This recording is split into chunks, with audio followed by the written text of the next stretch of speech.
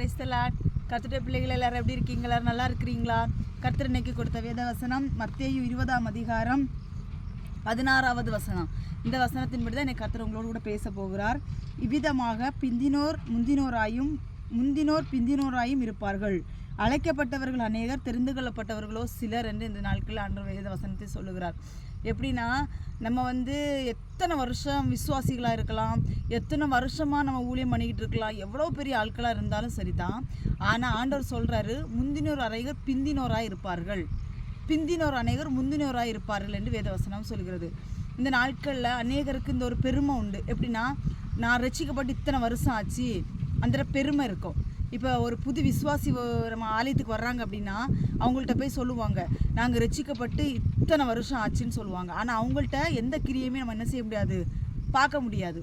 இத்தனை வருஷம் நம்ம ஆலயத்துக்குள்ளே இருப்பாங்க, ஆனால் அவங்களுடைய பேச்சுகள் மாறி இருக்குன்னா மாறி இருக்காது, அவங்களுடைய நடவடிக்கைகள் மாறி இருக்குமானா மாறி இருக்காது. ஆனால் என்ன சொல்லுவாங்க, நாங்கள் ரட்சிக்கப்பட்டு இத்தனை வருஷம் ஆச்சு, ஆனால் அவங்களுடைய கிரியைகளில் ஒன்றுமே காண முடியாது. அதான் வேதவசனம் சொல்லுகிறது. ஆனால் நேற்று ரட்சிக்கப்பட்டிருப்பாங்க, ஆனால் அவங்க அவ்வளவு தேவனுக்காக எதையாச்சும் செஞ்சிடணும், தேவனுக்காக மறிக்கவும் கூட அவங்க என்ன செய்வாங்க, துணிஞ்சு நிற்பாங்க.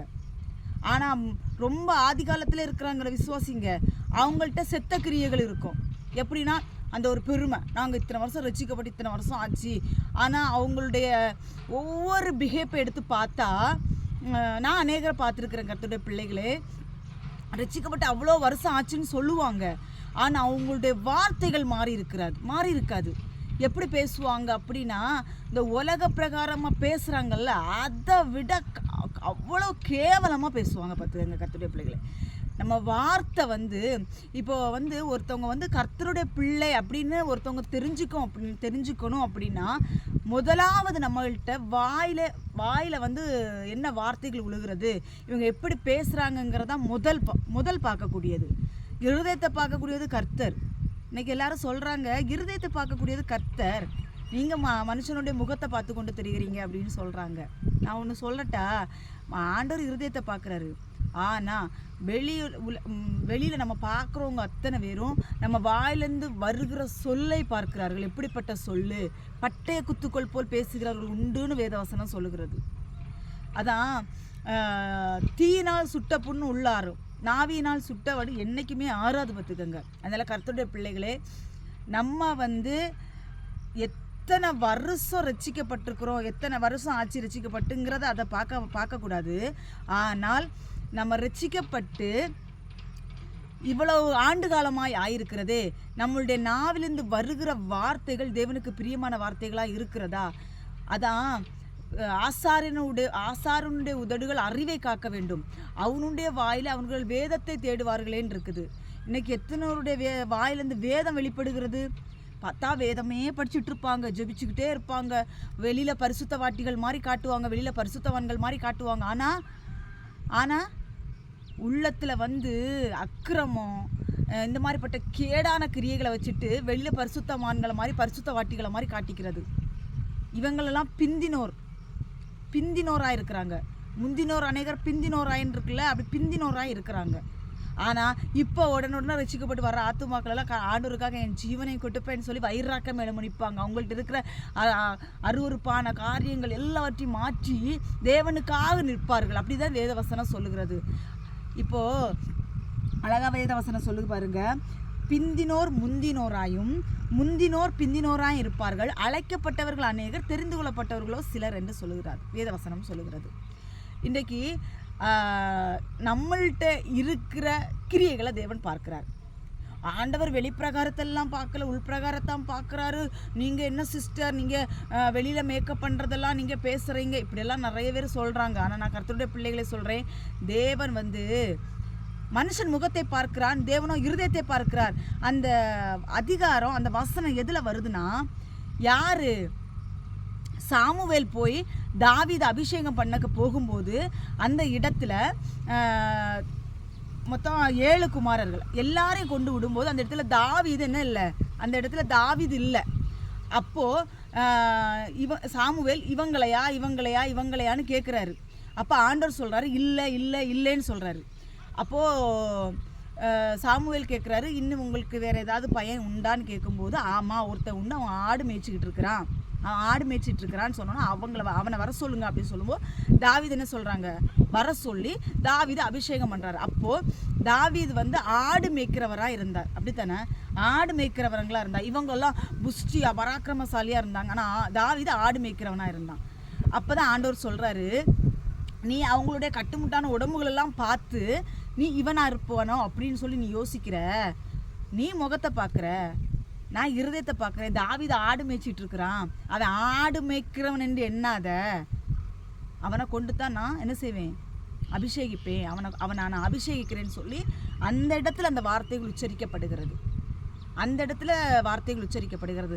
அந்த வசனத்தை இப்போ எல்லாரும் பிடிச்சி வச்சுக்கிட்டு இப்போ என்ன சொல்கிறாங்க தெரியுமா, ஆண்டவர் உள்ளத்தை தான் பார்க்குறாரு, இதயத்தை பார்க்குறாரு, வெளிப்பிரகாரத்தெல்லாம் ஆண்டவர் பார்க்குறது கிடையாது அப்படின்னு சொல்லி சொல்கிறாங்க. பார்த்துக்கங்க கர்த்தருடைய பிள்ளைகளே, ஆண்டவர் வெளிப்பிரகாரத்தையும் பார்க்குறாரு. சரி, உள்ளத்தில் தான் தூய்மையாக இருக்குதுல்ல, உள்ள தூய்மையாக இருக்குது, ஆனால் நீ பேசுகிற வார்த்தைகளா மற்ற ஜனங்கள் கேட்குறாங்கல்ல, நம்ம பேசுகிறத எல்லோரும் கேட்குறாங்கல்ல. இந்த நாட்களில் முந்தினோராக இருக்கிறாங்கல்ல, முந்தினோர் ரட்சிக்கப்பட்டவங்க, ரொம்ப வருஷமாக ரட்சிக்கப்பட்டவங்க, ஊழியத்தில் இருக்கிறவங்களுக்கெல்லாம் இப்போ என்ன தெரியுமா, பிந்தி வந்த இவளுக்கு என்ன, இவ எதுக்கு இதெல்லாம் போதிச்சிட்டு இருக்கிறா, பிந்தி வந்த இவ எதுக்கு பிரசங்கம் பண்ணிக்கிட்டு இருக்கிறா, இவளுக்கு என்ன, இவ ஏன் ஊழியக்காரங்களை குறை சொல்லிக்கிட்டு இருக்கிறா அப்படின்னு சொல்லி சொல்கிறாங்க. நான் ஊழியக்காரங்களை குறை சொல்லலை கர்த்தருடைய பிள்ளைகளே. நான் என்ன சொல்கிறேன்னா, ஊழியக்காரங்களை குறை சொல்கிறதுனா நானும் ஒரு ஊழியக்காரி தான், நீங்களும் என்ன குறை சொல்ல தானே செய்கிறீங்க. அப்போது சொல்லப்போனா இப்போ என்கிட்ட சொல்கிறீங்க, நீங்கள் ஊழியக்காரங்களை பற்றி குறை பேசுகிறீங்க சிஸ்டர் அப்படின்னு சொல்லும்போது, என்னையே நீங்கள் தானே நீங்களும் என்ன தானே குறை பேசுகிறீங்க, அப்படி எடுத்துக்கலாம்ல. நான் குறை பேசலை. நான் என்ன சொல்கிறேன் அப்படின்னா, பாவத்தில் எல்லாமே அறிஞ்சு, இப்போ அறியாமல் செய்கிறவங்க பாவங்கள் வேறு, அறிஞ்சு நரகத்துக்கு நேராய் போய் கொண்டிருக்கிறவங்களை தேவன் எச்சரிக்கிறார். இதை ஏன் நம்ம குறைய எடுத்துக்கணும், இதை நம்ம குறைய எடுத்துக்கணும். முந்தினோராக இருக்கிறவர்களை பிந்தினோராகிய எங்களை கொண்டு ஆண்டவர் என்ன செய்கிறார்னா சொல்கிறாரு. அவ்வளோதான் கேட்குறது அவங்கவுங்க விருப்பம். நீங்கள் கர்த்தர் அபிஷேகம் பண்ணுவித்தவன் மேல் உங்களை கைகளை போடாதீர்கள் என்று அநேகர் சொல்கிறாங்க. நாங்கள் எந்த அபிஷேகம் பண்ணுவித்தவங்க எங்கள் கையை போட்டோம், எத்தனை பேரை நாங்கள் கொலை செய்தோம், அந்த வசனத்தை நம்ம மைண்டுட்டாக புரிஞ்சுக்கணும். அந்த வசனத்தில் என்ன சொல்லப்பட்டிருக்குதுன்னா, தாவீதை சவுல் விரட்டிட்டு வர்றாரு. எதுக்கு? தாவீதை கொல்றதுக்கு. ஆனால் சவுலுடைய வஸ்திரத்தின் தொங்கலை தாவீது அறுத்து கொண்டோன்னே தாவீதினுடைய ஊழியக்காரர்கள் என்ன சொல்கிறாங்கன்னா, சவுலை உம்முடைய கையில் தேவன் உம்முடைய சத்துருவை தேவனுடைய கையில் ஒப்பு கொடுத்தார், அவனை கொன்று போடும் என்று சொல்லும் பொழுது தான் தாவீது என்ன சொல்கிறாரு, கர்த்தர் அபிஷேகம் பண்ணுவித்தவன் மேல் என் கையை நான் போட மாட்டேன்னு சொல்கிறாரு. அப்புறம் ஏன் போய் தொங்கல் அறுக்கணும், எதுக்கு போய் தொங்கல் அறுத்தாரு? கர்த்தருடைய பிள்ளைகளே, இந்த நாட்களில் நான் உங்களுக்கு எச்சரிப்பாய் சொல்லுகிற வார்த்தை என்னென்றால், தேவன் கடிந்து கொண்டு பேச சொல்லும்போது நம்ம கடிந்து கொண்டு பேசணும். அதை குறையாக நம்ம எடுத்துக்கக்கூடாது. அதை குறையாக யார் எடுத்துக்குவாங்க தெரியுமா? யார் குறையாக இருப்பாங்கன்னா, அந்த குறையில் இருக்கிறவர்கள் அதை குறையாக எடுத்துக்குவாங்க. புரியுதா? அந்த குறை யார், அந்த குறையில் இருக்கிறார்கள், யார் அந்த தீமை செய்து கொண்டிருக்கிறார்கள், யார் அந்த பாவத்தை செய்து கொண்டிருக்கிறார்களோ அவர்களுக்கு அந்த வார்த்தை என்னப்படும், குத்தப்படும். மற்றவர்கள் அதை கேஷுவலாக எடுத்துகிட்டு போயிடுவாங்க. சரி, கர்த்தருடைய வார்த்தை வெளிப்படுதுன்னு சொல்லி கேஷுவலாக போயிடும். ஆனால் இந்த வார்த்தை தொடப்படுகிறது யாருக்கா இருந்தாலும் அவர்கள் என்ன செய்வாங்க, அது நம்மளை குறை சொல்கிற மாதிரி இருக்கும். இவ ஏன் இதெல்லாம் பண்ணுறா, இவ இப்போ வந்தவா, இவ ஏன் ஊழியக்காரர்களெல்லாம் சொல்லிட்டு இருக்கிறா. ஊழியக்காரர்களே சொல்கிறதுக்கு நான் கேட்குறேன், மூத்த ஊழியக்காரர்கள் இருக்கிறாங்க, வயசானவங்க இருக்கிறாங்க, கர்த்தருக்காக வைராக்கியமாக நிற்கிற ஊழியக்காரர்களாக இருக்கிறாங்க. ஏன் அவங்களுக்கெல்லாம் இந்த வார்த்தைகள் குத்தப்படலை அப்படின்னா, கர்த்தருக்காக உண்மையாய் வைராக்கியமாக ஓடுகிறவர்கள் இந்த வார்த்தையை மைண்டில் எடுத்துக்க மாட்டாங்க. அப்படின்னா அங்கே தான் எந்த இதுவும் இல்லையே, கரைகளும் இல்லையே, அவங்க தேவனுக்காக பிரயாசப்பட்டு ஓடிக்கொண்டு இருக்கிறார்கள், அவர்கள்ட்ட எந்த கரைகளும் இல்லை. கரைகள் இருக்கிற ஊழியக்காரர்கள் என்ன பண்ணுவாங்க தெரியுமா? பேசுவாங்க. முந்தினோர் அநேகர் பிந்தினோராய் மாறக்கூடிய சூழ்நிலைகள். வசனம் என்றைக்குமே சத்தியமான வசனம் தாங்க. வசனம் எப்போதுமே உயிருள்ள வார்த்தை, இருபுறம் கருக்குள்ள பட்டயமான வார்த்தை. இந்த வார்த்தையை பிடித்து கொண்டு உபதேசித்தா கண்டிப்பாக நம்ம என்ன செஞ்சிடலாம், அநேக ஆத்துமக்களை ரட்சிப்பின் பாதையில் வழி நடத்திடலாம். இந்த நாட்களில் அநேகர் சொல்கிறாங்க, நீங்கள் இப்படி கடிந்து கொண்டெல்லாம் பேசாதீங்க, இதெல்லாம் ஆண்டவருக்கு பிடிக்காது அப்படின்லாம் சொல்கிறாங்க.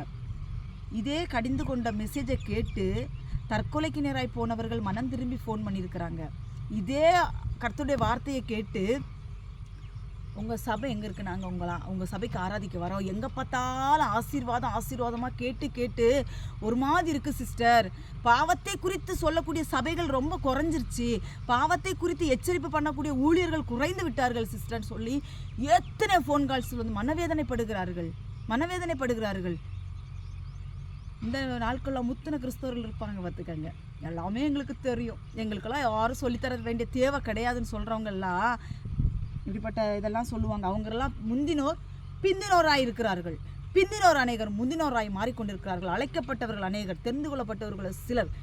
நாம் எல்லாருமே அந்த சிலர்னு சொல்லப்பட்டிருக்கல, அந்த சிலரில் நம்ம ஒருத்தவங்களாக இருக்கணும் தான் நான் விருப்பப்பட்டு கர்த்தருடைய வார்த்தைகளை நான் கொட்டுக்கிறேன். நிறைய பேர் அழைக்கப்படுவாங்க, கூட்டமாக அழைக்கப்படுவாங்க. ஆனால் அதில் ஒரு சிறு கூட்டத்தை தேவன் தெரிந்தெடுத்து நித்திய ராஜ்யத்துக்கு நேராய் அழைத்து கொண்டு போவார் என்று வேதவசனம் சொல்லுகிறது.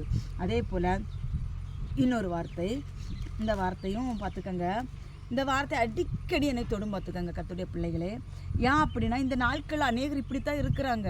ஊழியங்கிற போர்வையை போர்த்திக்கிட்டு இப்படித்தான் அநேகர் இருக்காங்க. மத்தேயு 23ஆம் அதிகாரம் ஃபுல்லாகவுமே நம்ம படித்து பார்த்தோம்னா மாயக்காரர்கள் பரிசேயர்களை பற்றி போட்டிருக்கு. மாயக்காரர்களையும் பரிசேயரையும் பற்றி இந்த வசனத்தில் போட்டிருக்கு. அவங்க என்ன பண்ணுறாங்க அப்படின்னா, எனக்கு அதில் பிடிச்ச வசனம் என்ன தெரியுமா, இப்போது முதன்மையான இடத்துல அவங்க இருக்கணும்னு பார்க்குறாங்க. முதன்மையான இடம், பேர், புகழ், பதவி, இப்படிப்பட்ட இடங்களில் இருக்கணும். எல்லாருமே நம்மளை ஊழியக்காரங்கிற அப்படி பார்க்கணும், நம்மளை கனம் பண்ணணும், இப்படிலாம் சொல்கிறாங்க. எனக்கு ரொம்ப இயேசு கிறிஸ்து இந்த பூமியில் ஊழியம் செய்யும் பொழுது எனக்கு ரொம்ப பிடிச்ச வசனம் என்ன வசனம் தெரியுமா? இயேசு கிறிஸ்து ஒரு அற்புதத்தை செஞ்சார். என்ன அற்புதம்? 5 அப்பத்தை 2 மீனையும் ஆசீர்வதித்து ஜனங்களுக்கு கொடுத்த போது அவர்கள்லாம் திருப்தி அடைந்த பொழுது தேவனை தூக்கி வச்சு தலையில் தூக்கி வச்சு ஆடணும்னு பார்த்தாங்க, நிறுக்குனாங்க அவரை. ஆண்டவர் என்ன பண்ணாருன்னா அந்த இடத்துல இருந்து மறைந்து போனாருன்னு இருக்குது. ஏன் அப்படின்னா, இவங்க என்ன கணம் பண்ணிடுவாங்க, ஆனால் அவர் பிதாவுக்கு பயந்து பிதாவின் சித்தத்தை நிறைவேற்ற அந்த பூமிக்கு வந்த தேவன் அவர், புரியுதா? ஆனால் இந்த நாட்களில் இயேசுவை பின்பற்றுகிற ஊழியக்காரர்கள், இயேசுவை பின்பற்றுகிற விசுவாசிகளுடைய நிலைமை என்ன என்றால், எல்லாரும் எங்களை கனப்படுத்தணும், ஊழியக்காரர்களை கனப்படுத்துங்கன்னு சொல்கிறாங்க. ஊழியக்காரர்களை கனப்படுத்தணுங்க, ஊழியக்காரர்களை கனப்படுத்தணும். ஊழியங்கிற போர்வை போத்தி இருக்கிறவர்களை கனம் பண்ணக்கூடாது. கனம் பண்ணலாங்க. இப்போ என்ன சொல்கிறது, ஒரு ஊழியக்காரங்க வராங்கன்னா அவங்க கர்த்தருடைய மனுஷன், தேவ வசனத்தை போதிக்கிறவன், கனம் பண்ணலாம். ஏன் கர்த்தரை விட கனம் பண்ணுறீங்க? ஊழியக்காரங்க உங்களுக்கு விக்கிரம் ஆகிட்டாங்களா? நான் கர்த்தருடைய பிள்ளைகளை இந்த நாட்களில் எச்சரிப்பாய் சொல்லுகிறேன். இந்த நாட்களில் அநேக சபைகளில் ஊழியக்காரர்கள் விக்கிரகமாய் மாறிக்கொண்டிருக்கிறார்கள், விக்கிரக ஆராதனை செய்து கொண்டிருக்கிறார்கள். ஆலயத்துக்குள்ளே இருந்து என்ன சொல்கிறது, இப்போது ஒரு ஆராதனை நடந்து கொண்டிருக்கிறது என்றால் அந்த இடத்திலே போய் நம்ம உட்கார்ந்தோடனே தேவ அந்த இடத்துல இறங்கி வருகிறார்.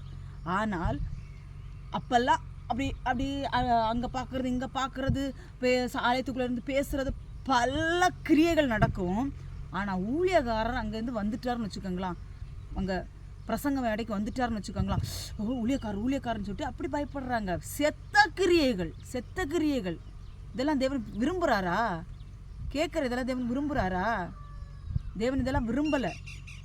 தேவன் எப்போது அங்கே இருக்கிறார். தேவனுக்கு பயப்படுங்க. ஊழியக்காரன் வந்தோன்னா ஊழியக்காரன் மனுஷனை கனப்படுத்திட்டு இருக்கிறீங்க. ஊழியக்காரங்க நிறைய பேர் நல்லவங்களாக இருப்பாங்க. ஆனால் இந்த மக்கள் இருக்கிறாங்க பார்த்தீங்களா, ஊழியக்காரனை பெரிய ஆண்டவரோட விட மிச்சமாக மேலே தூக்கி வச்சு அவனை விக்கிரகமாக்கி ஊழியக்காரங்களை கெடுத்து, அவங்க நல்லபடியாக தான் அந்த ஊழியத்தை தொடர்ந்து வந்துக்கிட்டு இருந்திருப்பாங்க.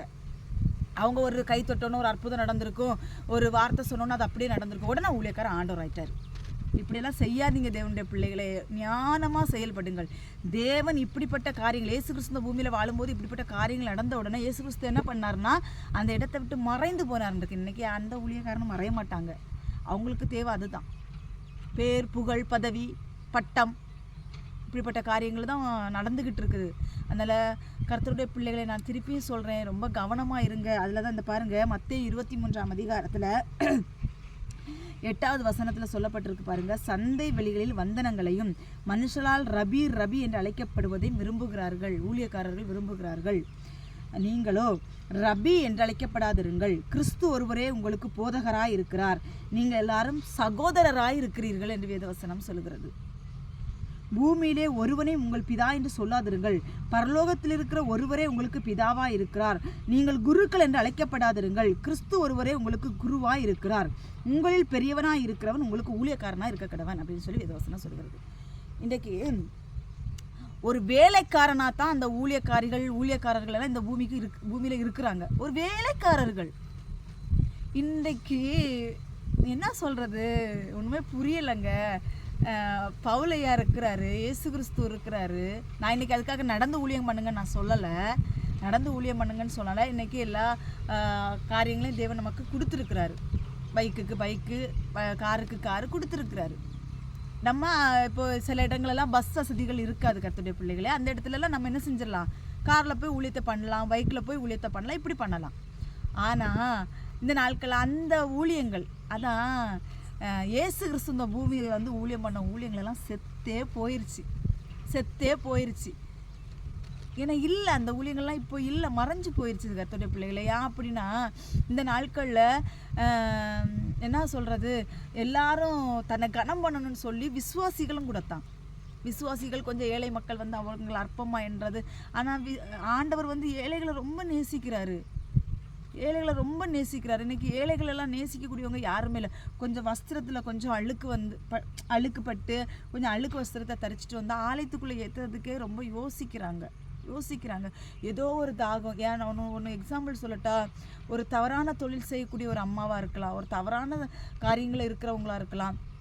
ஒருவேளை கர்த்தருடைய வார்த்தையை கேட்டு நம்ம இந்த ஆலயத்துக்குள்ளே போவோம்னு சொல்லி வருவாங்க. எத்தனை பேர் இந்த ஆலயத்துலேருந்து அப்படிப்பட்ட ஜனங்களை விரட்டிட்டு இருக்கிறீங்க? திருநங்கைகள் ஆண்டோடைய வார்த்தைகளை கேட்கறதுக்கு வருவாங்க. நீங்களே எங்கள் சர்ச்சுக்கு வரக்கூடாதுன்னு எத்தனை பேர் அவங்கள விரட்டிட்டு இருக்கிறீங்க? அவங்களும் மனுஷன் தானே. கர்த்தருடைய பிள்ளைகளை எச்சரிப்பாய் சொல்லுகிறேன், யார் ஆலயத்துக்கு வந்தாலும் அவங்கள என்ன செய்யாதீங்க, விரட்டாதீங்க. ரோட்லேருந்து பிச்சை எடுக்கிறவங்களா இருந்தால் கூடக்கும் தேவன் அவங்கள ஆலயத்துக்குள்ளே கொண்டு வருவார். நீங்கள் அவங்கள விரட்டி விட்டுறாதீங்க. ஆலயத்தில் கூட்டிகிட்டு வந்து அவங்களுக்கு ஆண்டவரை பற்றி சொல்லுங்கள், உதவி செய்யுங்க. அவர்களும் ஒரு மனிதர்கள் தான், அவர்களும் நித்திய ராஜ்யத்துக்கு வரணும்ல. பிச்சை எடுக்கிறாங்க, விபச்சாரம் செய்கிறாங்க, இப்படியெல்லாம் பட்ட அசிங்கத்தில் கிடக்குறாங்க, அவங்கெல்லாம் ஆலயத்துக்குள்ள வந்தால் விரட்டாதீங்க. அவர்களை ரட்சிக்கத்தான் மனுஷகுமாரன் பூமிக்கு வந்தார் என்று வேதவசனம் சொல்லுகிறது. புரியுதா? வெள்ளையும் ஜொல்லையுமா போட்டு வந்தோன்னா ஆலயத்துக்குள்ளே உட்கார வைக்காதீங்க. அங்கத்தான் என்ன இருக்குது? விஷங்கள் நிறைந்திருக்கிறது. வெள்ளையடிக்கப்பட்ட கலரையாய் விஷத்தை நிறைத்து வைத்திருக்கிறார்கள். ஆனால் இந்த மாதிரிப்பட்ட ஏழை ஜனங்கள், பாவத்தில் இருக்கக்கூடியவர்கள், திருநங்கைகள், மெயினான திருநங்கைகளை சொல்கிறேன், திருநங்கைகள் எல்லாம் ஆலயத்தில் வந்தால் இடத்த விட்டு கொடுங்க. ஆலயத்துக்குள்ளே வரட்டும் அந்த மக்கள், அவர்களும் ஒரு ஆத்துமாத்தான். திருநங்கைகள் எல்லாம் ரொம்ப நல்லவங்கங்க. அவங்களுக்கெல்லாம் ஒரு வேலை வாய்ப்புகள் கொடுக்காதபடினால அவங்க இப்படிப்பட்ட காரியங்களை செய்து கொண்டிருக்கிறார்கள். அவர்களுக்கும் இந்த சமுதாயத்தில் ஒரு வேலையை கொடுத்து அவர்களும் ஒரு இதில் இருந்தால் அவங்களும் நல்ல ஒரு இதில் இருப்பாங்க. அந்த ஆத்மாக்கள் ரட்சிக்கப்படும். நல்ல ஒரு குணம் படைத்தவர்கள் திருநங்கைகள்லாம், நல்ல ஒரு குணம் படைத்தவர்கள். கர்த்தருடைய பிள்ளைகளே, அவர்களையும் ஒதுக்கி விடாதீர்கள். அவர்களையும் தேவன் தான் உருவாக்கி இருக்கிறார். அவர்களையும் அரவணைத்து கொள்ளுங்கள். அவர்களுக்கும் சுவிசேஷத்தை பிரசங்கியுங்கள். அவர்களும் ரட்சிக்கப்பட வேண்டும். திருநங்கைகள் ரட்சிக்கப்பட வேண்டும். அவர்களுக்கும் சுவிசேஷம் தாருங்க. அதே மாதிரி ரோட்டோரங்களில் இருக்கிறார்கள், பஸ் ஸ்டாண்டுகளில் இருக்கிறார்கள். அவர்களுக்கும் நம்மளுடைய கர்த்தருடைய வார்த்தை என்ன செய்யணும், சொல்லணும். ஏனோ தானோன்னு விட்டுட்டு போனால் கர்த்தர் கணக்கு கேட்பார். எத்தனை நாள் நம்ம பஸ் ஸ்டாண்டுக்குள்ளே போய் பஸ் ஏற போயிருப்போம். ஒரு ஆத்துமா, எத்தனை பேர் நம்மள்கிட்ட பிச்சை கேட்க வர்றாங்க. ஒரு ஆத்துமாட்ட ஏசு உங்களை நேசிக்கிறார் நம்ம சொல்லியிருப்போமா? ஏசப்பா இருக்கிறாருன்னு சொல்லியிருப்போமா? என்னையும் சேர்த்து தான் நான் சொல்கிறேன். இன்றையிலேருந்து ஒரு முடிவெடுப்போம். அவங்களுக்கெல்லாம் சுவிசேஷத்தை பிரசங்கித்து ஆலயத்துக்குள்ளே கொண்டு வருவோம். என்னமோ தெரிலவா, நாங்கள் எடுத்த வார்த்தை ஒன்று, கர்த்தர் கொடுக்குற வார்த்தை ஒன்றாக இருக்கிறது. அதனால் நம்ம ரோட்டோரங்களில் இருக்கிற மக்கள், பஸ் ஸ்டாண்டுகளில் இந்த ஊசி பாசி விற்கிற மக்கள், இவங்களுக்கெல்லாம் என்ன செய்யணும், கர்த்தருடைய வார்த்தைகளை சொல்லணும். அவங்க அந்த ஆத்மா நரகத்துக்கு போகும்போது, இப்போ நான் சொல்லட்டா, பஸ்ஸில் போகும்போது நம்ம பக்கத்தில் ஒருத்தவங்க உட்காந்துருக்குறாங்க. சப்போஸ் அவங்களுக்கு நம்ம ஆண்டவரை பற்றி சொல்லாமல் அவங்களுக்கு ஒரு மரணம் நேரிட்டாச்சு, ஆனால் நம்ம கர்த்தருடைய பிள்ளைன்னு அவங்களுக்கு தெரியும், நினைப்பாங்கல்ல, ஏசப்பா பிள்ளையாக இருந்துட்டு என்ற ஒரு வார்த்தை கூட ஏசு நேசிக்கிறான்னு ஒரு வார்த்தை சொல்லியிருக்கலாமே அப்படின்னு யோசிப்பாங்கல்ல. கர்த்தருடைய பிள்ளைகளே ரொம்ப கவனமாக இருக்கிற பார்க்குறவங்கள்ட்ட கர்த்தரை பற்றி சொல்லுங்கள், ஏசு உண்மையான தெய்வம்னு சொல்லுங்கள், எல்லாத்தையும் சொல்லுங்கள். கேட்குறாங்களோ கேட்கலையோ போடுற விதையை போட்டுட்டு போயிட்டே இருங்க. அவங்க கேட்குறது அவங்கவுங்க பிரச்சனை.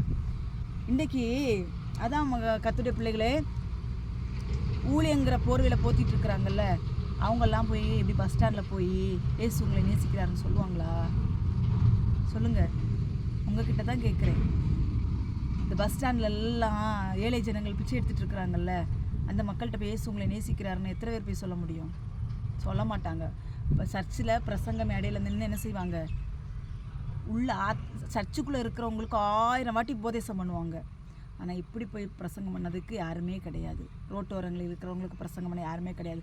திருநங்கைகளுக்கு எத்தனை பேர் சுவிசேஷம் சொல்கிறாங்கன்னா கிடையவே கிடையாது. ஆனால் திருநங்கைகளின் கர்த்தர் தொட்டு கொண்டு இருக்கிறார், தொடுவார். அவர்களை ஒரு ஊழியக்காரியாக தேவன் எழுப்பி பிரகாசிக்க செய்வார் என்று நான் விசுவாசிக்கிறேன். அவர்களை கொண்டு தேவராஜ்யத்தை அவர் தேவன் கட்ட வல்லவராக இருக்கிறார். இந்த கர்த்தருடைய பிள்ளைகளே, இப்படிப்பட்ட காரியங்களை நாம் செய்ய வேண்டும். ஊழிய போர்வையை போர்த்தி கொண்டிருக்கிற அநேக கள்ள தீர்க்கதரிசிகள், கள்ள ஓநாய்களுக்கு நம்ம என்ன செய்யணும்? ரொம்ப கேர்ஃபுல்லாக இருக்கணும். ரபீன் என்று அழைக்கப்படக்கூடாது, போதகர் என்று அழைக்கப்படக்கூடாது. நமக்கு போதகர் ஒருத்தர் தான், அது தேவனாகிய இயேசு கிறிஸ்து மட்டும்தான். ஊழியக்காரங்களை தலையில் தூக்கி வச்சுட்டு ஆடிட்டு இருக்கிறீங்களா? ரொம்ப கவனமாக இருங்க, ரொம்ப கேர்ஃபுல்லாக இருங்க. கர்த்தர் வரப்போகிறாரு, நியாய தீர்ப்பு நாளில் வரப்போகுது. நாவிலிருந்து வருகிற வார்த்தைகள் மற்றவங்களை காயப்படுத்துதா? ரொம்ப கவனமாக இருங்க. சுவிசேஷம் சொல்ல அவன் காயப்பட்டு போனால் போயிட்டு போகிறான். மற்ற மாதிரி காயப்படுத்துகிற மாதிரி பேசுகிறீங்களா? மற்றவங்களை இருதயத்தை வேதனைப்படுத்துகிற மாதிரி பேசுகிறீங்களா? ரொம்ப கவனமாக இருங்க. கர்த்தர் இந்த நாட்களில் சொல்லி கொடுத்துருக்கிறார். திருநங்கைகளுக்கு சுவிசேஷத்தை அறிவிங்க, ரோட்டோரங்களில் இருக்கிற மக்களுக்கு சுவிசேஷத்தை அறிவிங்க, பஸ் ஸ்டாண்டுகளில் இருக்கிற மக்களுக்கு சுவிசேஷத்தை அறிவிங்க. இப்படிப்பட்ட மக்களை ஒதுக்காமல் அவர்களை அரவணைத்து அவர்களுக்கும் சுவிசேஷம் பிரசங்கிங்கள். முந்தினோர் அநேகர் பிந்தினோர். இன்றைக்கு நான் சொல்லுகிறேன், இன்றைக்கு நாங்கள் தான் பெரிய ஆட்கள், நாங்கள் கிறிஸ்துவுக்காக நாங்கள் வாழ்கிறோன்னு சொல்லி போர்வை போத்தி கொண்டு இருக்கிறீர்களா? இல்லை. தவறான தொழில் செய்கிறவர்களை தேவனுடைய ராஜ்யத்தில் முதல் ஆளாக இருப்பாங்க. இந்த மாதிரி ரோட்டோரங்கள் இருக்கிறவங்க தேவனுடைய ராஜ்யத்தில் முதல் ஆளாக இருப்பாங்க. திருநங்கைகள் தேவனுடைய ராஜ்யத்தில் முதல் ஆளாக இருப்பாங்க. நம்மளால் எங்கே போய் நிற்க முடியும்? இன்றைக்கு நான் சொல்லுகிறேன், தேவனுக்கு பயந்தார்கள், என்னுடைய வசனத்துக்கு நடுங்குகிறவனை நான் நோக்கி பார்ப்பேன் என்று சொல்லியிருக்கிறார். அவருடைய வசனத்துக்கு நடுங்குங்க. இந்த சத்திய பிரமாணம் நமக்கு என்ன சொல்லிக் கொடுக்கிறதோ இதன்படி நம்ம கேட்டு கீழ்ப்படிந்து நடவோம். கிருபையின் காலம்னு சொல்லி துணிகரமாய் பாவத்தை செய்து விட்டு போய் மன்னிப்பு கேட்டுக்கிட்டு ஆண்டவர் மன்னிப்பாருங்கிற துணிகரம். மன்னிப்பார் என்னென்னா இது கிருபையின் காலம்தான். மன்னிப்பார். திடீர்னு அந்த கிருபையின் வாசல் நமக்கு அடைபட்டு போகும். கிருபையின் வாசல் அடைபடும் முன்னே அவருடைய சமூகத்துக்கு ஓடி அவருடைய பாதத்திலே மண்டியிட்டு பாவரிக்கை பண்ணி விட்டு நம்ம தேவனுடைய ராஜ்யத்தை இணைந்து கட்டுகிறவர்களாக எழும்ப வேண்டும். கர்த்தருடைய பிள்ளைகள் எழுப்புதல் எப்படி வரும்னா, நாம் இப்படிப்பட்ட காரியங்களை விட்டு விலகி தேவனை மாத்திரம் மகிமைப்படுத்தணும், தேவனை மாத்திரம் கனப்படுத்தணும். இப்படிப்பட்ட ஊழியம் செய்யும் பொழுது இப்படிப்பட்ட ஆராதனையில் தேவன் மகிமைப்படுவார். இப்படிப்பட்ட ஆராதனையில் தேவன் இறங்கி வருவார். அதனால் கர்த்தருடைய பிள்ளைகளை திருப்பியும் சொல்கிறேன், ஊழியக்காரர்களை கர்த்தருக்கு மேலாய் கனமண்ணாதீர்கள். ஊழியக்காரர்கள் கொடுக்க வேண்டிய மரியாதையை கொடுங்கள். ஆனால் தேவனுக்கு மேல் அவர்களை கனப்படுத்தி அவர்களை விக்கிரகமாய் மாற்றி விடாதீர்கள். அவர்கள் தேவனுக்கு உண்மை உத்தவமாய் ஓடிக்கொண்டிருக்கிற ஊழியக்காரர்களாக இருப்பார்கள். ஆனால் இந்த மனிதர்கள் ஒரு விளைவினம் வந்துட்டுனா, ஐயா எங்களுக்காக ஜெபிங்க, பாஸ்டர் எங்களுக்காக ஜெபிங்க, அம்மா எங்களுக்காக ஜெபிங்க. முதல்ல கர்த்தர்கிட்ட மண்டிட்டு 2வது ஊழியக்காரங்களுக்கு ஃபோன் பண்ணி சொல்லுங்கள், கர்த்தர் சீக்கிரம் வரப்போகிறார், அவன் கிரியைகளுக்கு தக்க பலன் என்னோடு கூட வருகிறது என்று தேவன் சொல்லுகிறார். அதனால பாவம் செய்கிறவன் பாதாளத்துக்கு பங்கடைவான், பரிசுத்தமாய் வாழ்கிறவன் தேவனுடைய ராஜ்யத்தில் பங்கடைவான். கர்த்தர் தாம் இந்த வார்த்தைகளை ஆசீர்வதிப்பாராக. ஆமென். ஒரு சிறிய ஜெபம். பரிசுத்த தேவனே, நன்றியோடு துதிக்கிறோம். கர்த்தாவின் நாட்களிலும் முந்தினோர் அநேகர் பிந்தினோர் அநேகர் முந்தினோராய் இருப்பார்கள் என்று எங்களுக்கு போதித்தீங்க ஏசப்பா. அழைக்கப்பட்டவர்களோ அநேகர், தெரிந்து கொள்ளப்பட்டவர்கள் சிலர் என்று சொன்னீங்கப்பா. நீங்கள் ரபி என்று மனுஷரால் அழைக்கப்படாதீர்கள், போதகர் என்று அழைக்கப்படாதீர்கள் என்று சொல்லியிருக்கிறீங்கப்பா. தகப்பனே ஸ்தோத்திரம். இங்கே தன்னைத்தான் உயர்த்துகிறோம், தாழ்த்தப்பட்டு போவான் அப்பா, தாழ்த்துகிறோம், உயர்த்தப்படுவான் ஆண்டவரே. கர்த்தா, இப்படிப்பட்ட வசனம் வசனங்களை கொண்டு இந்த நாட்கள் எங்களுக்கு போதித்தீங்கப்பா. உமக்கு கூடாகுடி ஸ்தோத்திரம் தகப்பனே. உம்மை துதிக்கிறோம் கர்த்தாவே. திருநங்கைகளுக்கு சுவிசேஷத்தை பிரசங்கிக்க வேண்டும். ரோட்டோரங்களில் இருக்கிற மக்களுக்கு சுவிசேஷத்தை பிரசங்கிக்க வேண்டும். பஸ் ஸ்டாண்டுகளில் இருக்கிற மக்களுக்கு சுவிசேஷத்தை பிரசங்கிக்க வேண்டும். ஏழை எளிய ஜனங்களுக்கெல்லாம் சுவிசேஷத்தை பிரசங்கிக்க வேண்டும் என்று எங்களுக்கு போதித்தீங்க சுவாமி. அதற்காக உமக்கு ஸ்தோத்திரம். உம்முடைய சத்திய வார்த்தைகளை நாங்கள் பிடித்துக்கொண்டு அதன்படி நடக்க எங்களுக்கு பலன் தாரும், கிருபை செய்யும். துதிக்கான மகிமையில் அப்பாவுக்கு செலுத்துகிறேன். இயேசுவின் ஜெபிக்கிறேன் பிதாவே. ஆமேன் ஆமேன். கர்த்தர் தாமே உங்கள் அனைவரையும் ஆசீர்வதிப்பாராக. ஆமேன். ஸ்தோத்திரம். Praise the Lord.